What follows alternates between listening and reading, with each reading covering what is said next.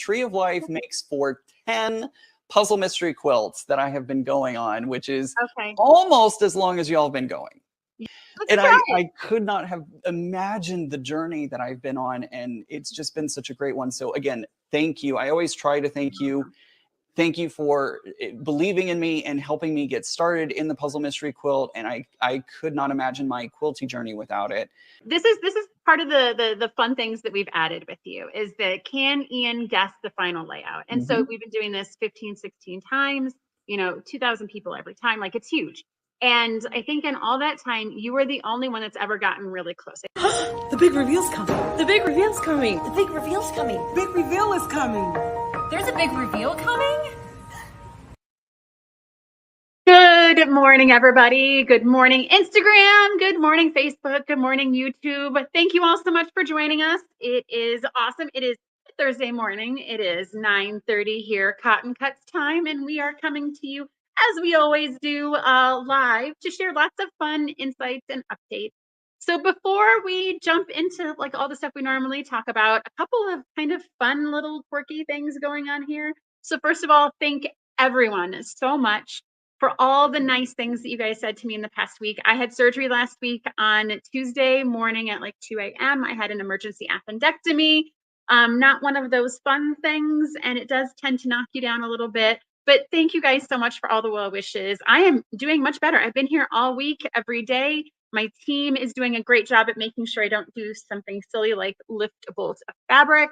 But you guys, I'm feeling so much better. So thank you all so much for sharing all of your best wishes from wherever you are to me. That definitely helped along the way.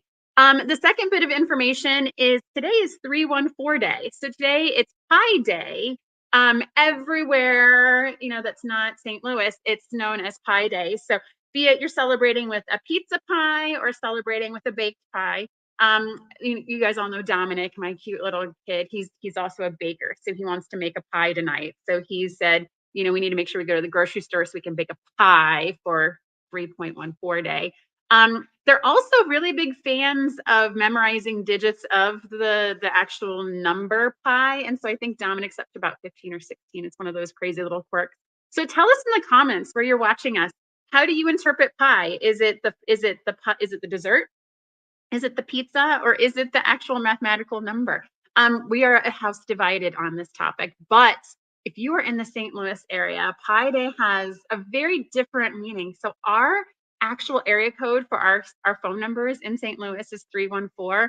So anytime there's a Pi Day, the city goes nuts. And there's I think the whole weekend we're celebrating 314 Day. So however you guys celebrate, do something fun today. Why not? Give yourself a good reason to get out and enjoy that it's March 14th. Especially before all the celebrations for St. Patrick's Day start this weekend, because again, that's a whole thing in St. Louis. So I'm seeing a lot of people comment. Quick question, make sure that you guys go in and accept the terms and conditions on Facebook so we can see who you are. My team likes to engage and answer questions as they come in, so make sure we can see who you are and give you credit. Yeah, there's a user that's talking about how Dominic knows so many digits. They just every year they kind of add more and more and more. And so I'm going to digress on that a little bit. There's a St. Louis City soccer player that has memorized pi out to some ridiculous 32 digits. And so my kids are trying to get there to try and get his autograph. If he's watching, or if you guys happen to know Kyle Hebert, definitely tell him and share this with them. It's kind of a quirky little thing. Okay. All right. So with that, let's get to the real stuff. Okay. So we're going to start as we do every live with questions submitted by you guys.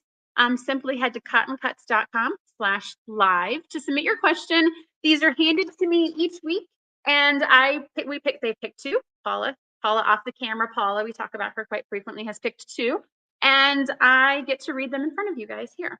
So the first question comes from Joyce Neatland. I actually saw Joyce. You are there. You were talking about your pecan pie on YouTube. Thank you, Joyce, for submitting your question. Will using a starch or an acorn pen on the seams distort the seams? I've noticed some quilters do, while others say don't. Thanks. Okay, so let's talk first about the question. So will using starch or a pen on your seams distort the seams?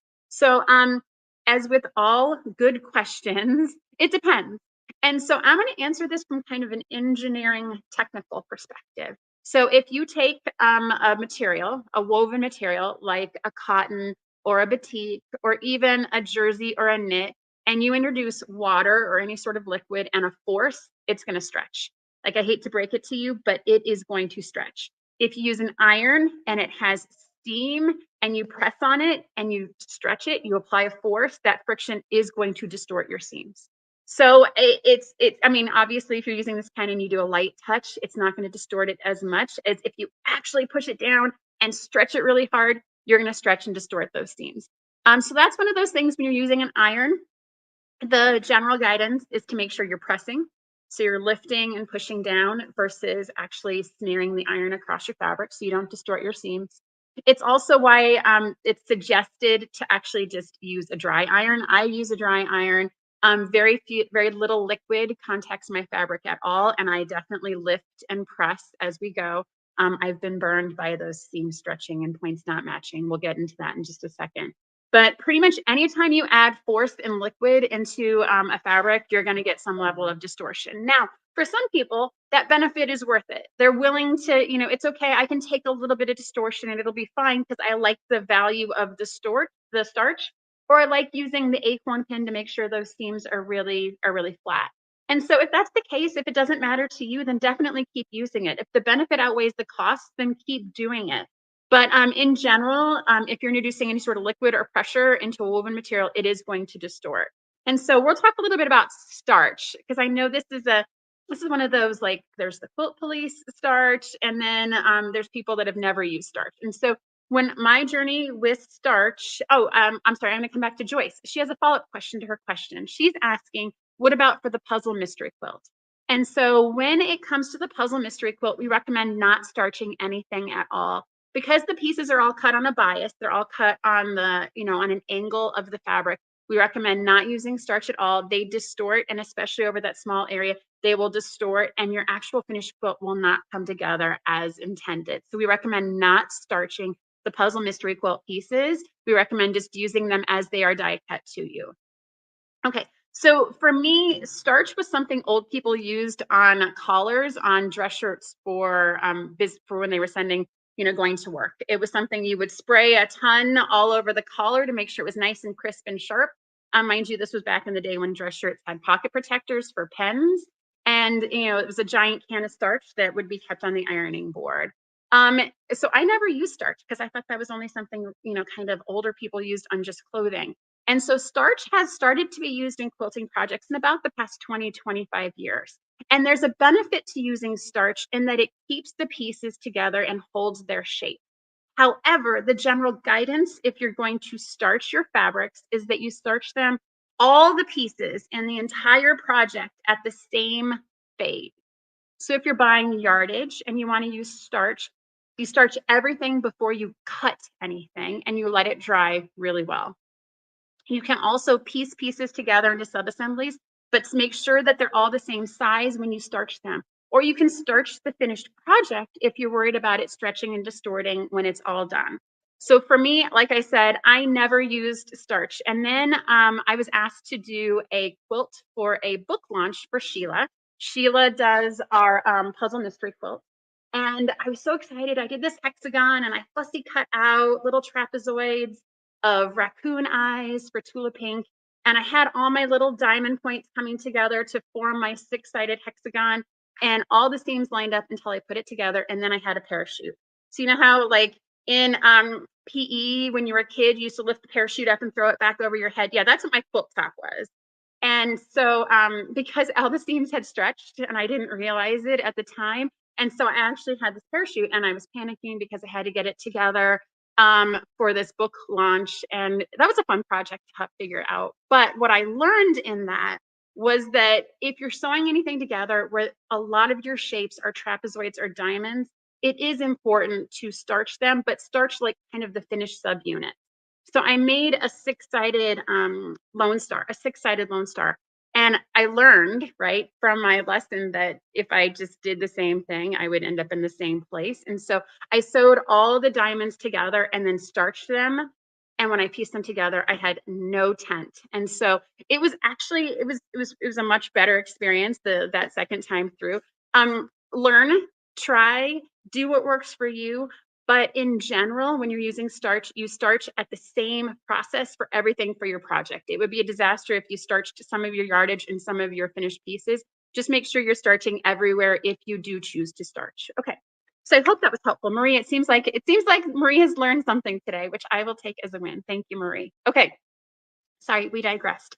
Our second question, Stephanie Robinson, what are some creative ideas for quilt borders? Okay, so I'm going to ask kind of the folks in the audience to put out things that you have put into your quilt border. So I think, you know, it really is, how crazy and creative do you want to get in your project? And what is the purpose of your border? So I think, you know, a lot of people add borders to their quilts to make them bigger, right? That's kind of the most obvious reason why you would add a border, and say you have a pattern and it makes it a certain dimension. And if you add 6 inches on each side, it would be great for a bed for fill in the blank location. And so the simplest is just to take, you know, a print or a solid and just add a uniform dimension all the way around the border. That is an easy way to go. If you want to get crazy and creative, what I've typically done is looked at the inside of your quilt and add, you know, an element. Say you've got this like triangle or a star or square you really like, and kind of repeat it in the outside border. Ian, one of our ambassadors who we just saw, does a lot of really cool things with his PMQs. He takes some of the interior design elements and he weaves them into the border.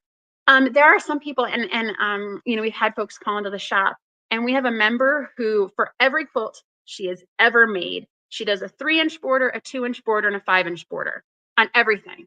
And so it doesn't matter what the quilt is, 3-inch, 2-inch, 5-inch. And so that works for her, because then she feels like it's kind of like a picture frame.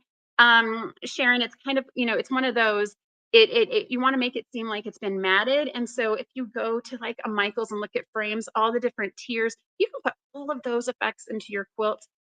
Definitely check out the comments. We're getting lots of good information here about borders. It really depends on what you want and how much time you want to put into it. So Stephanie, I think borders are a great way to get creative. They're also a great way to finish off a quilt, to give it just a little extra dimension.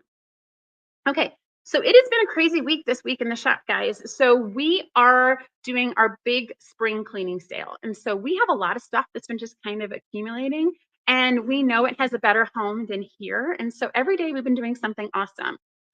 Also, subcontext, so we have to move. So our team, Cotton Cuts headquarters, will be moving this summer in August. So we have enjoyed our home here at the Chesterfield Mall for about 5.5 years, but they're finally going to do something with the mall. And so with that, we are finding a new home. And as we've been looking at different things, we're like, okay, we've got to help kind of move some things, because we don't want to have to move all this beautiful fabric. We would much rather move it to you than move it to a new location.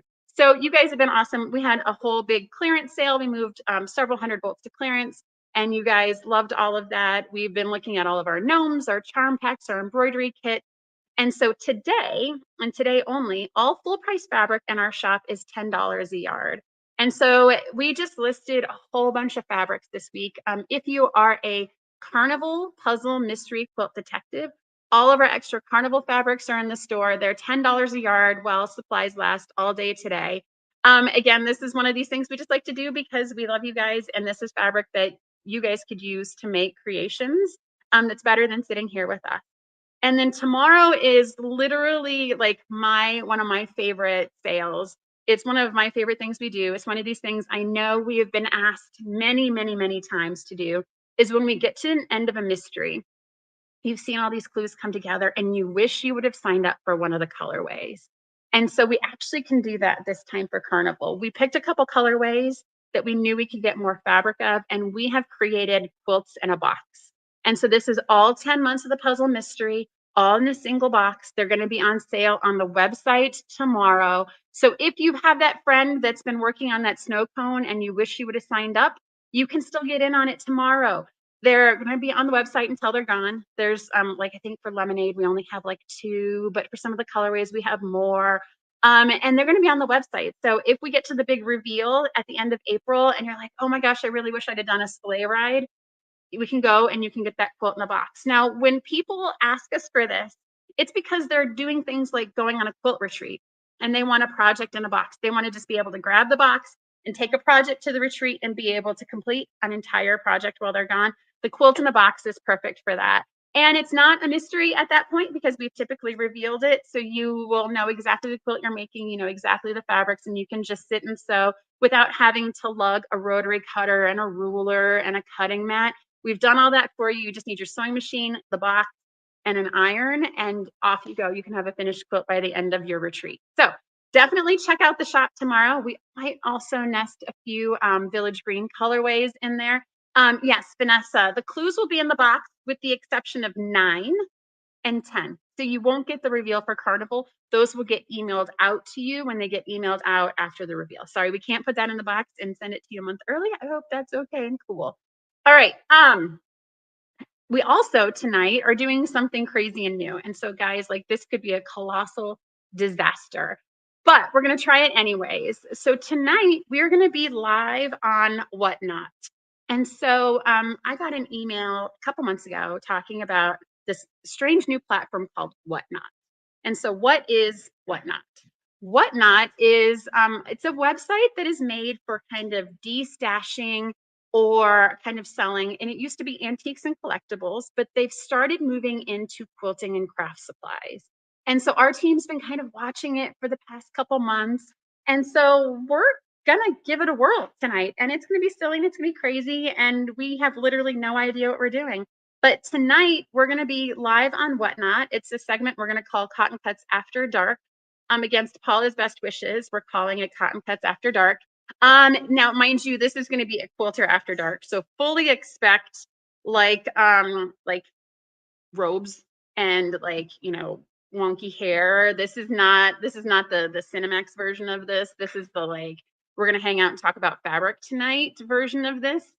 We don't know what we're doing, but we're going to figure it out. And Paula is sending me a note that we're going to put the link to Whatnot. So log on today, poke around. We've been looking around. There's fun, quirky stuff going on there. And so definitely take a look and meet us there tonight at 7:00 p.m. Central Time.